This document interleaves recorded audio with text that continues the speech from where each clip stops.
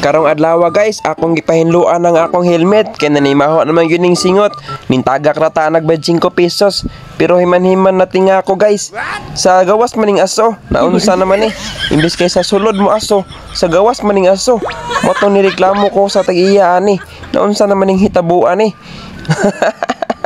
Ikatawa na lang ni nato guys. Naunsa naman ni. So balik ta sunod adlaw guys. Ato na ning pahinluan guys kay ingon ang tag-iya na ayo na daw. So mutagak na pud dag otro guys. Mga bay 5 pesos lang guys. So 5 ka 5 na guys kay 5 pesos may itagak guys. Lasa na ako guys, natagak pa gid akong cellphone. Naunsa naman ni. So pawasilas ta ni guys atong gipunit guys no nga murag wala ra natagak ba. Continue tagtagak guys, 25 pesos ra na siya guys. Atong itagak para mo andar na. So atong siradaan guys para masugod na siya aso.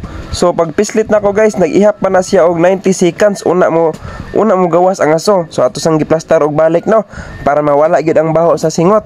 Mao ni siya guys ato nang isirag balik og unta guys dili na ni siya mo aso sa gawas. Sa sulod na ni siya mo aso kay pagka niagi man yung adlaw guys, naunsa bang malasa sa gawas maning aso.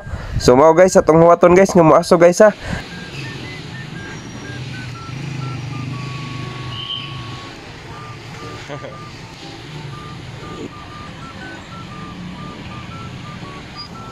Mao na ni guys, ning aso na jud jag sugod guys. Wala na siya ning aso sa likod guys. Ning aso sa gamay ra noon pero mas daghan na gyud ang ni aso sa sulod guys. So wala na gyud ang baho sa singot nato sa helmet nato ani no.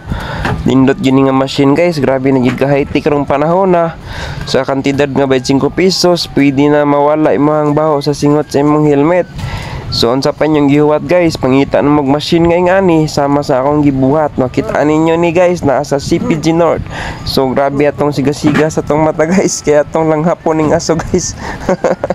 Magtinama ta guys, pero ayaw na guys kay bad na guys, dili na siya maayo guys.